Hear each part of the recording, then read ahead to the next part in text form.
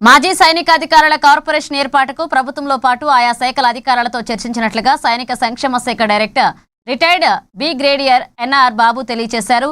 ఆదిలాబాద్ పట్టణంలోని పీఆర్టీయూ భవన్లో సైనిక సంక్షేమ శాఖ ఆధ్వర్యంలో మాజీ సైనికుల వితంతువులు, అమర సైనికుల వితంతువులకు లభించే సంక్షేమ పథకాలపై అవగాహన సదస్సు చేపట్టారు. ఈ సందర్భంగా మాజీ సైనికులు పలు సమస్యలు ఆయన దృష్టికి తీసుకొచ్చారు. మాజీ సైనికులు, అమరులైన సైనికుల కుటుంబాల సంక్షేమానికి ప్రభుత్వాలు పనిచేస్తున్నాయని ఆయన తెలిపారు. మన 5 ఎకరాలు భూమి మనం ఇక్కడ ఆగాయి. కొన్ని ఆర్టీఓ దగ్గర మన Sainik welfare department, home department మీద వస్తుంది.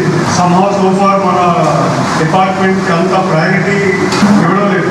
ప్రస్తుతం స్టేట్ గవర్నమెంట్ అంత ప్రయారిటీ ఇవ్వడం లేదు.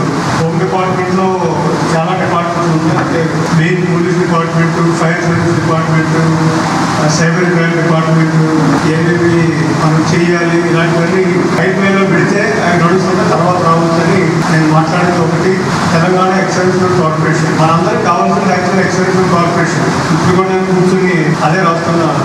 ఆల్రెడీ ప్రీపేడ్ గారితో మాట్లాడినప్పుడు ఆయన చాలా వరకు ఉండాలి అని వెబ్బల్లి సరే చూద్దాము అని చెప్పాడు. దాని తర్వాత ఆయన అష్యూరెన్స్ ఆధారంగా మన స్టేట్లో ఎక్సైజ్మెంట్ ప్రతి సంవత్సరం 800 రిటైర్ అవుతున్నారు. 800 రిటైర్ అవుతారు ఎవ్రీ ఇయర్. అలాగే అగ్నివీర్స్ అని ఉన్నారు. 23లో రిక్రూట్ అయ్యారు. 826 రిక్రూట్ అయ్యారు మన తెలంగాణకి.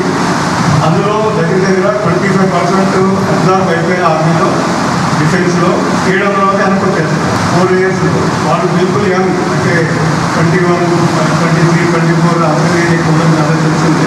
సో వాళ్ళు దగ్గర 700, అంతకుముందు 800, అంటే 1500 పర్ ఇయర్ మన వాళ్ళు రిటైర్ అయినా వస్తున్నారు. అది కాకుండా ప్రస్తుతానికి మన స్టేట్స్లో దగ్గర ఒక 29,000 మంది ఎక్సైజ్ ఉన్నారు. అందరూ జాబ్స్ రావట్లేదు, కానీ మ్యాక్సిమం చాలా మంది second category job. Excise corporation form అయితేనే central government DG resettlement 1000 jobs ఇస్తామని ఒక గైడ్ లైన్ ఉంది. మ్యాక్సిమం సెంట్రల్ గవర్నమెంట్ కార్పొరేషన్స్ అంటే డిఆర్డిఓ, డిఆర్డిఎల్, ఆర్సీఐ ఇవన్నీ మన స్టేట్స్లో ఎక్కువ ఉన్నాయి. హైదరాబాద్లో అన్నీ అక్కడ ఉన్నాయి. అందులో 2,500 జాబ్స్ ఉన్నాయి. ఆ 2,500